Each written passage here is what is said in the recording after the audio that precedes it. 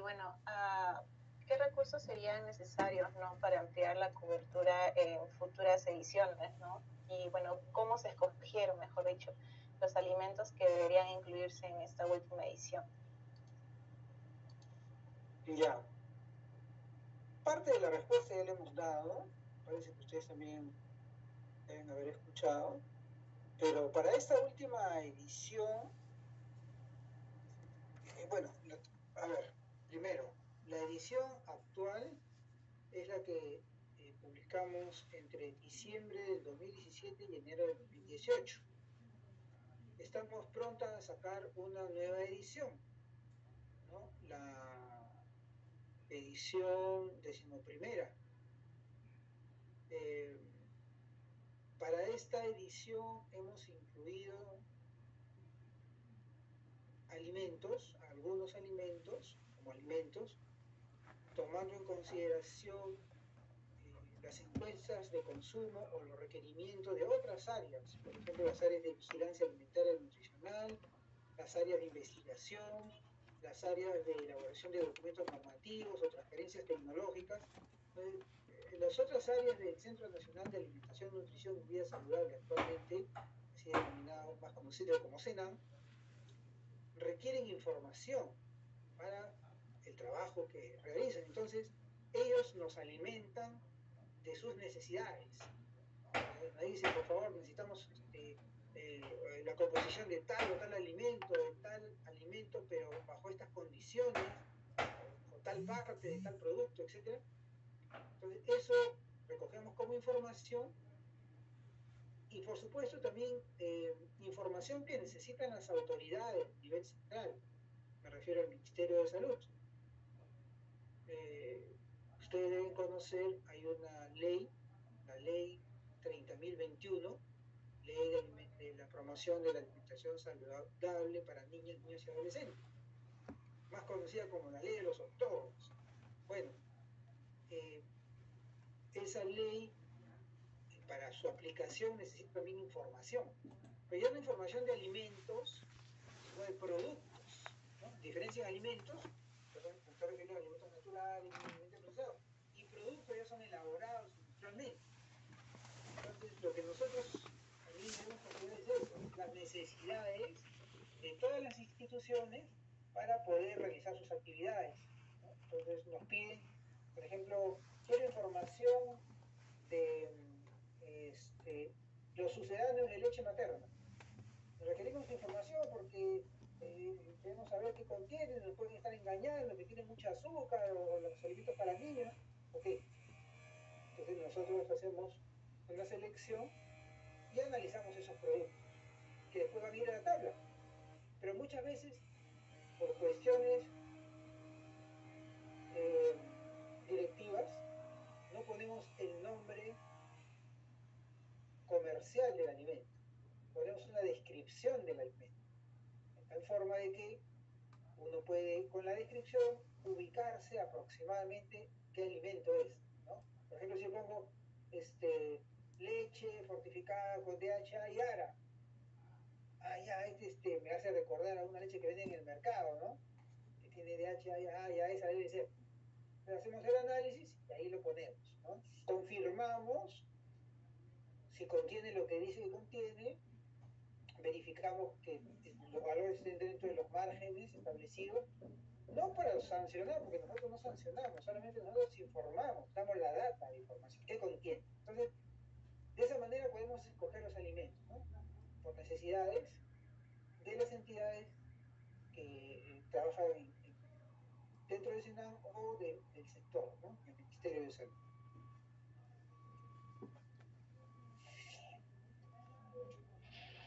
Claro, bueno, sí, más que nada, como usted comenta, creo que sí, las necesidades que requieren dichos sectores vendrían a ser muy importantes, ¿no? Ya que todo ello va a estar relacionado tanto para la población, por lo que vendría a ser una gran herramienta, ¿no?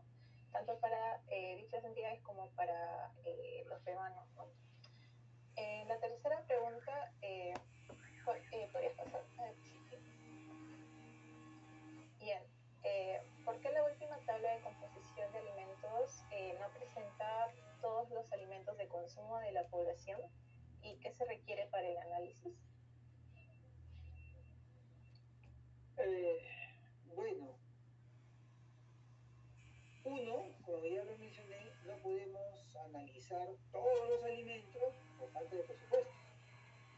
Y dos, no sabría qué alimentos faltan, porque hemos tratado de cubrir la gran variedad de alimentos que consume la población. Probablemente falten muchos, por supuesto.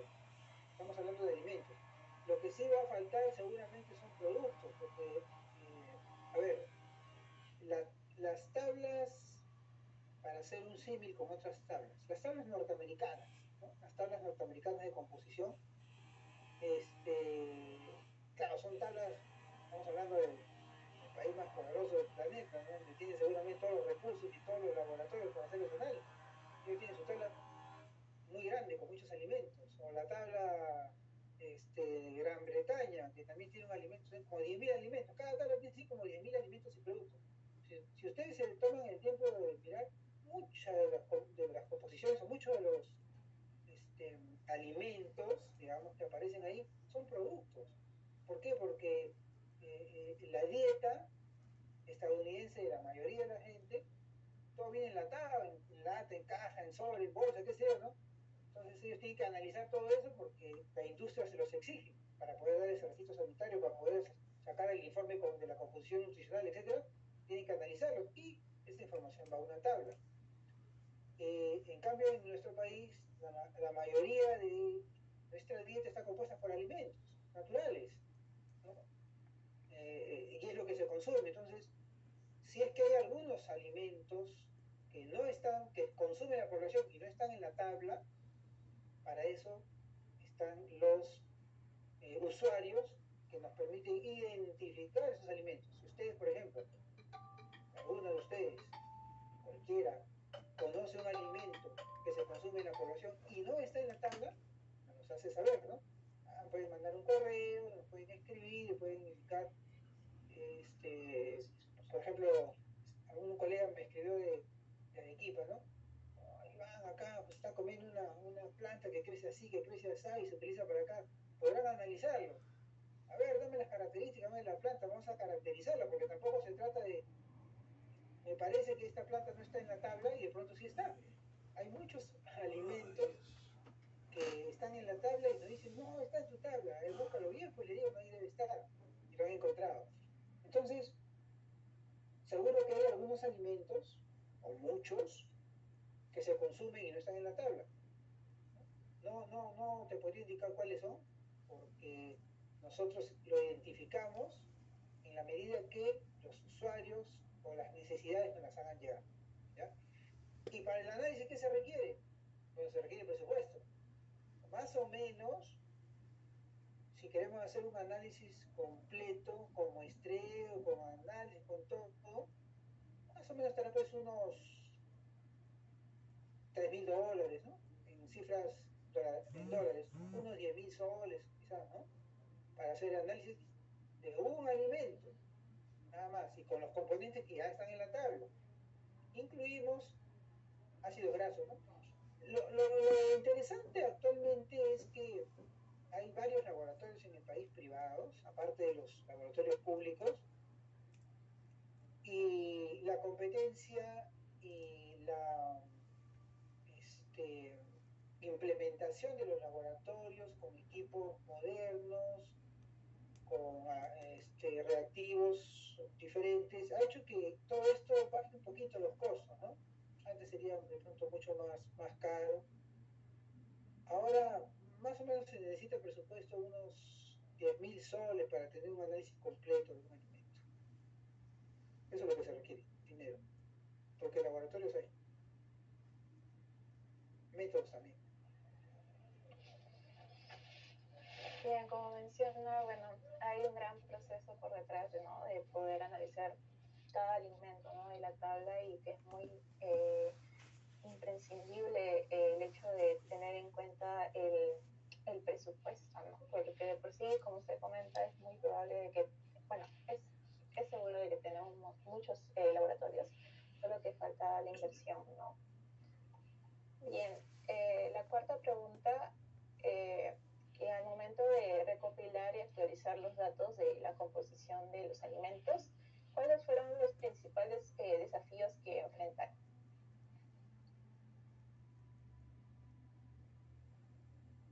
Me parece que uno de los principales, aparte del presupuesto, porque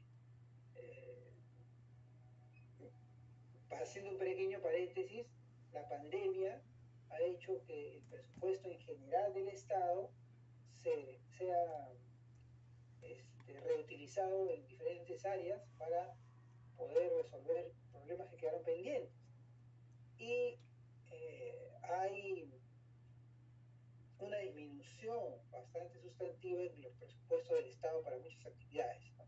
Entonces, para poder actualizar las tablas se necesita presupuesto y es uno de los retos que siempre se tiene en conseguir el dinero para poder hacer los análisis, ¿no? Desde la compra de los alimentos, el muestreo, los análisis, etc. Después,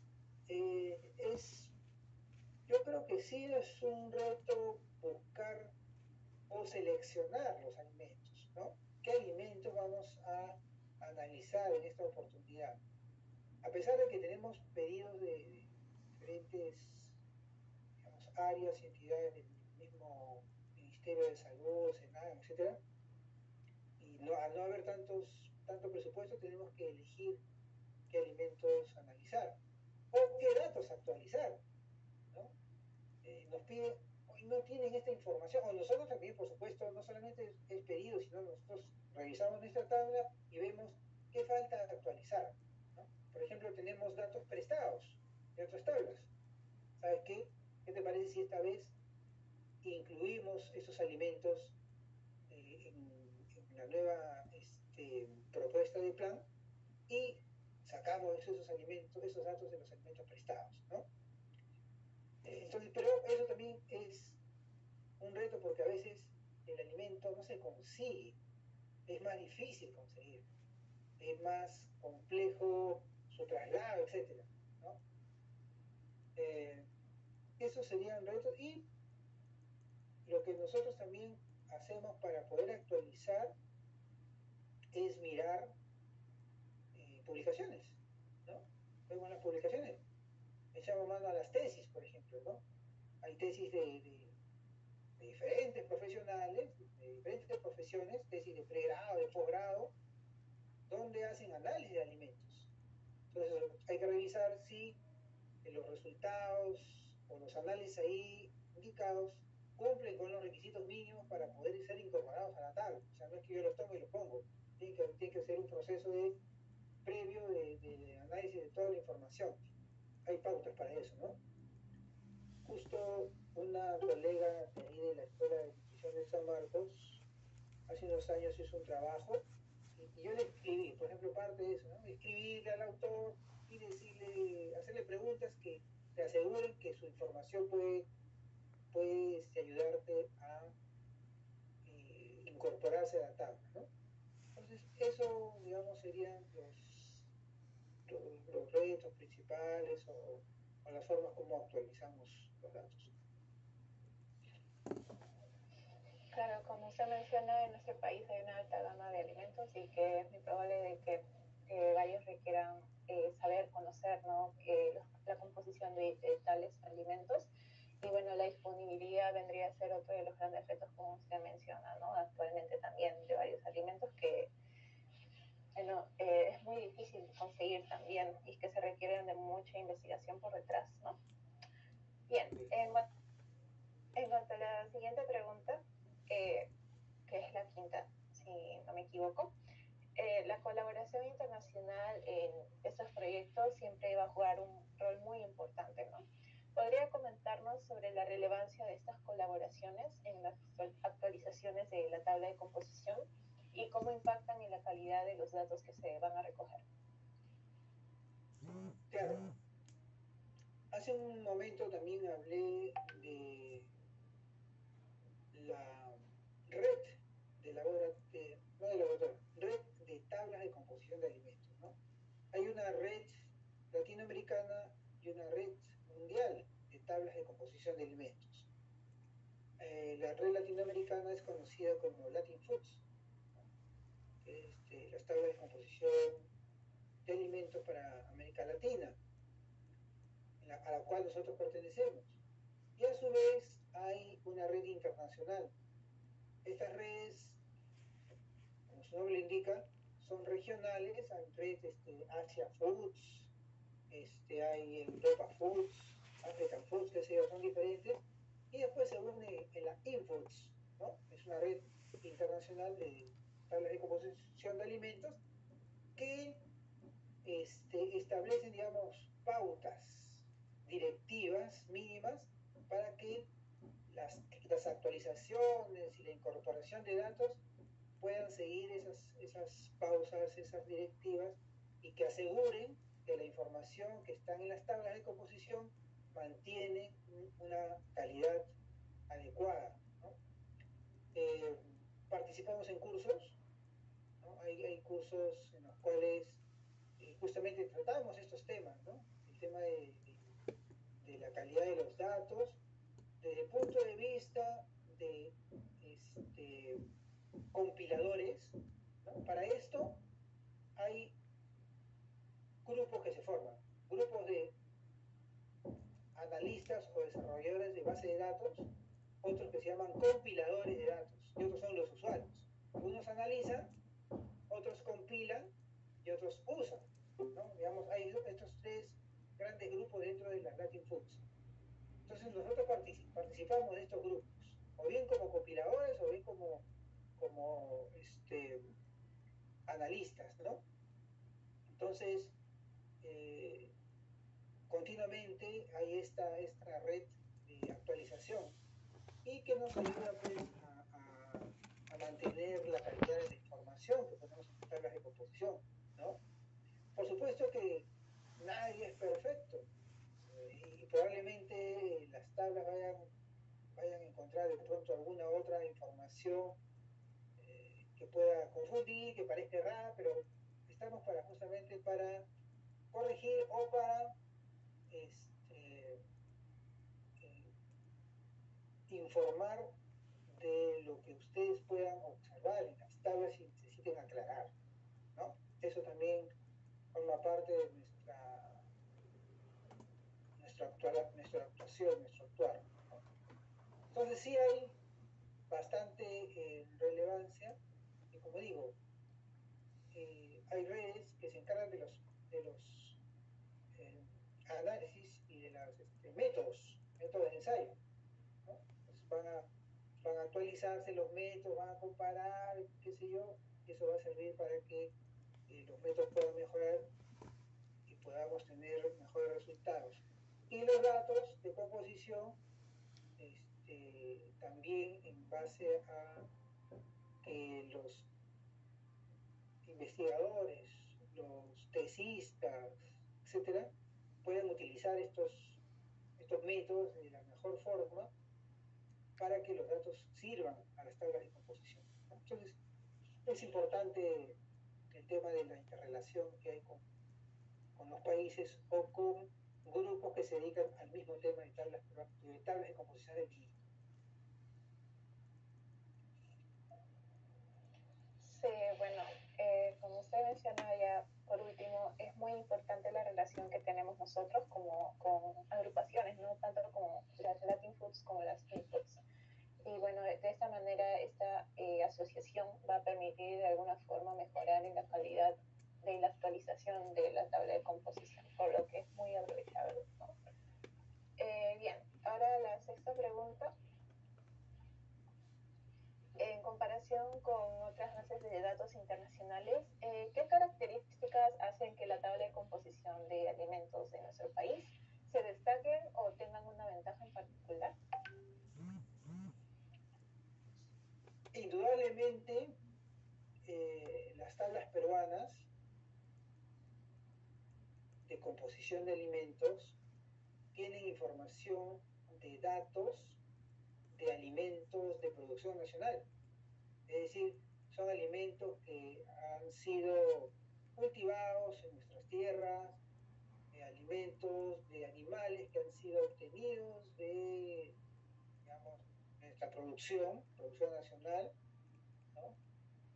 con las condiciones que crecen, con las condiciones que se desarrollan, cómo se nutren las plantas, cómo se nutren los animales.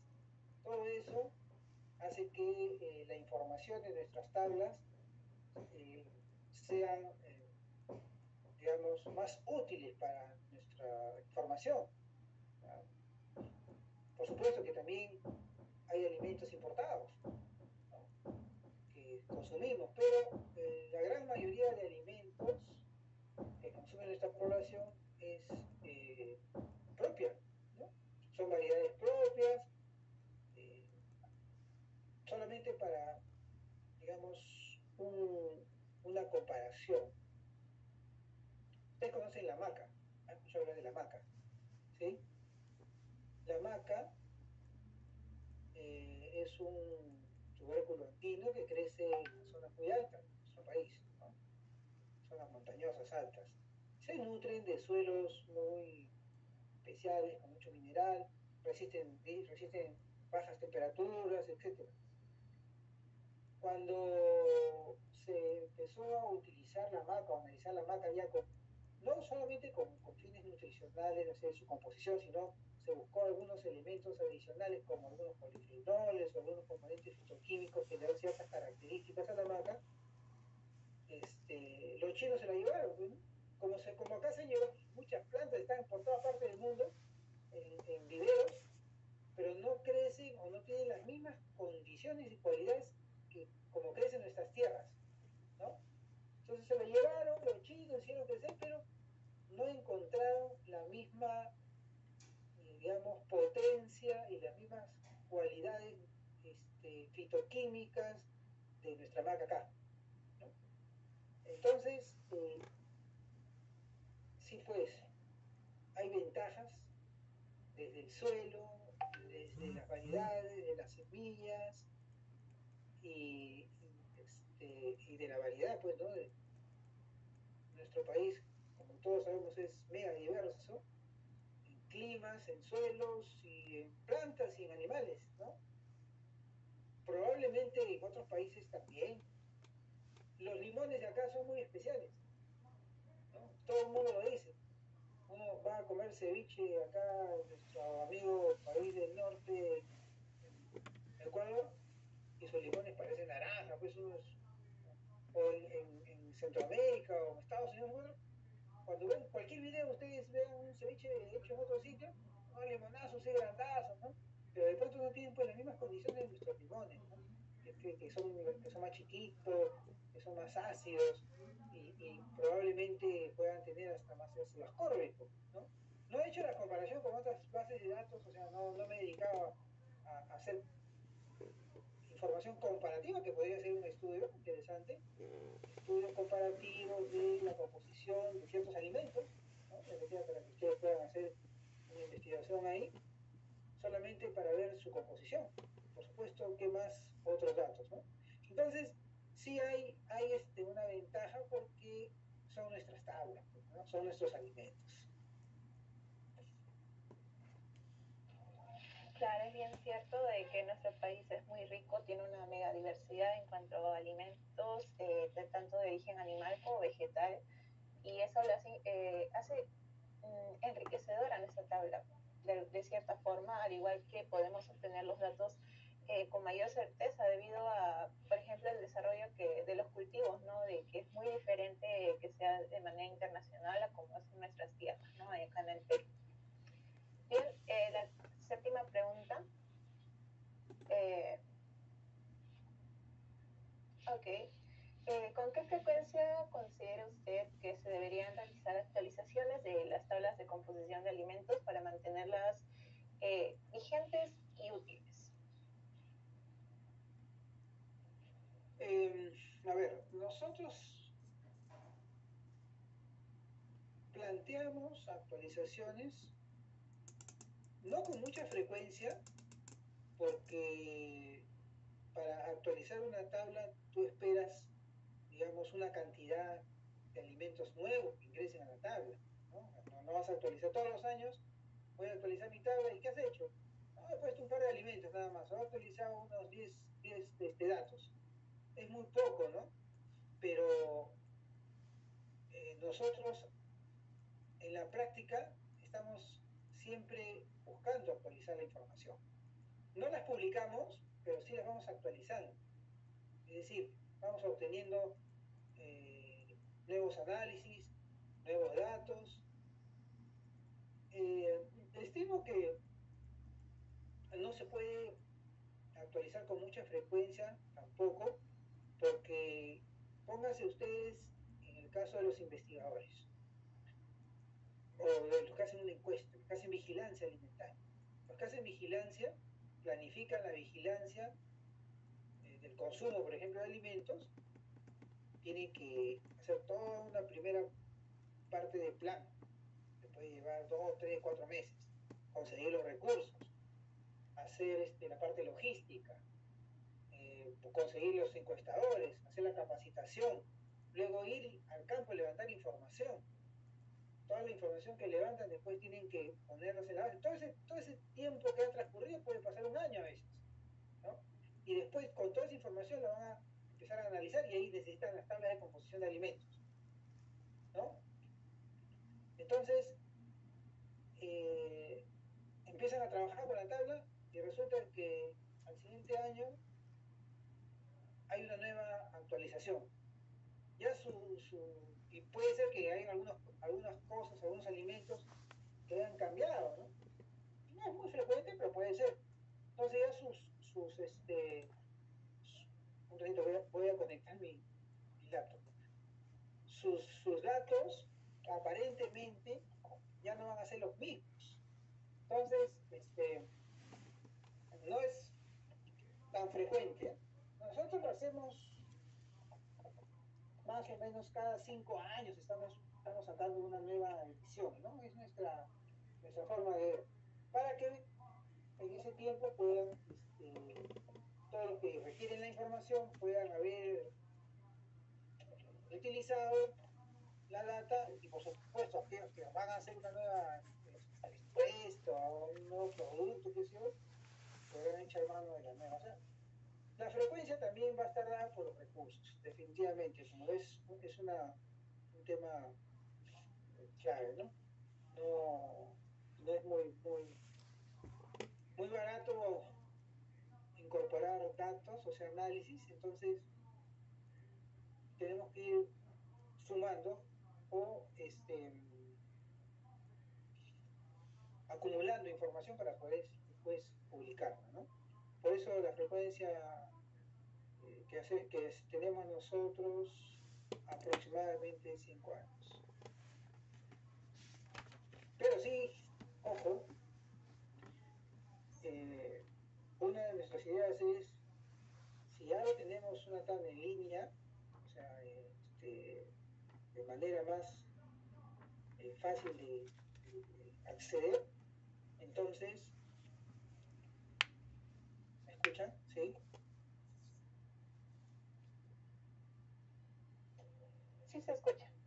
Ah, ya. Es que la información, una vez que está en línea, nosotros podemos subir y se puede actualizar más frecuente, ¿no? Esa es una de nuestras metas, que la información pueda estar, no en tiempo real, pero casi en tiempo real, ¿no? O sea, cada vez que nosotros actualicemos, por ahí sacamos un encarte, hacemos una información, porque ahora las redes permiten eso, ¿no? Con el internet y todo, tú puedes tener, ¿sabes qué? De aquí a un par de meses voy a actualizar, no sé, voy a poner datos sobre nuevas variedades de frutas, no sé, entonces todos están atentos y eso se puede actualizar más frecuente. O sea, esta frecuencia también está en función de cómo se puede informar. Y el internet es un medio de información mucho más rápido, así que no necesito tampoco hacer una publicación en físico o terminar mucha información, sino actualizarlo antes, ¿no? Eso va a variar, yo espero que sí, que sea cada vez más rápido.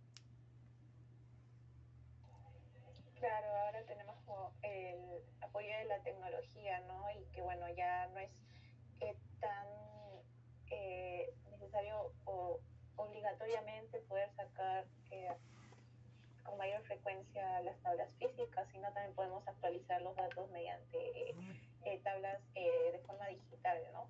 Y bueno, la frecuencia de por sí tiene criterios que se deben de seguir y que, bueno, se entiende de cierta forma de que no es una frecuencia tan recurrente, ¿no? O sea, y los 5 años es comprensible también. Bien, ahora con la última pregunta, la octava. Nos quedan 5 minutos. Sí, justamente. Bueno, finalmente, mirando hacia un futuro, ¿cuál es su visión para las tablas de composición de alimentos? No, perdón. Esta es la octava pregunta, si no me equivoco, hay una más, pero creo que esta la podríamos considerar como la última pregunta. Bueno, sabemos que las tablas están en constante evolución y si están previstos cambios para la próxima edición de las tablas de composición y si podría adelantarnos cuáles serían esos cambios previstos posiblemente y qué novedades, ¿no?, podríamos esperar a partir de la próxima actualización. La próxima edición, 11ª, ya mencionada, está pronta a salir publicada. Va a ser una publicación digital, o sea, solamente va a ser virtual, porque recurso básicamente, y además porque así llega más rápido a todos. Va a haber una tabla en Excel, o sea, la tabla va a estar en Excel a disposición de todos, ya queda a criterio de cada uno cómo manejarlo, ¿no? Cómo utilizar la información, porque la información va a servir para digamos, que lo puedan utilizar de la mejor forma. Siempre va a haber, la matriz va a estar en el Cenan, cualquier modificación ya a las tablas en Excel, cualquiera puede verificar si es correcto o no, porque también encontramos mucho mala o una manipulación, ¿no?, indebida de la información. Por eso es que nunca se publicaba así, porque manipulan los datos y después se difunden datos que no son los originales. Es por eso que no se difundía de manera así. Ahora va a estar así, además que cualquiera lo puede rápidamente convertir en un PDF en Excel y vemos por todos lados circulando las tablas. La idea es que la fuente original siempre esté en nuestra página web, ¿no? Esos serían, digamos, los principales cambios, la próxima edición y algunas otras informaciones que vamos a estar publicando en forma de tablas, como los ácidos grasos, por ejemplo, ¿no? Ácidos grasos de un grupo de alimentos y contenidos de azúcares en algunos productos, ¿no?, de manera particular en su composición de diferentes tipos de azúcares que vengan en los alimentos, que son datos que nosotros hemos podido ir recopilando en nuestros análisis de algún grupo de alimentos nada más, no es todo, ¿no? Esa sería la respuesta. Bueno, ha sido muy enriquecedora las respuestas que nos ha dado en esta entrevista, por lo que ha sido un placer conversar con usted, de manera que también agradecemos su tiempo y dedicación en este tema que es muy importante para nosotros como futuros nutricionistas, ¿no?, y tanto para la salud, ¿no?, de nuestro país. Y bueno, estamos seguros de que la tabla de composición siempre va a ser una herramienta que vamos a tener a la mano y bueno, es una herramienta también muy invaluable, de manera de que esté a la disposición de todas las personas, ¿no? Bueno, eso sería todo y bueno, gracias por compartir toda esa experiencia y bueno, con nosotros, ¿no? Muchísimas gracias. Ok, muchas gracias a ustedes por darme la oportunidad de conversar un poquito más a detalle de las tablas, el interés que han mostrado por nuestras tablas peruanas de composición de alimentos, que no es un trabajo solamente de mantener la tabla, sino tiene todo un gran desarrollo detrás de esto, ¿no? Hay capacitación, hay siempre actualización de métodos, y hay el interés de que la información que está en la tabla sea utilizada de la mejor manera, que sea verdaderamente empleada, ¿no? ahora estamos en septiembre, ya vamos a llegar a octubre, esperemos que en octubre, ojalá no sea la misma fecha, pero digamos en la Semana Mundial de la Alimentación o con ese fondo podamos tener ya la 11ª edición, ¿no? La 11ª edición y que en estas fechas podamos difundirla. Ya ustedes tienen más o menos la primicia. Un gusto haberlas escuchado, conocido y espero que tengan éxitos en nuestra hermosa carrera de nutrición. Muchas gracias. Salud, chicos. Muchas gracias. Gracias por su tiempo.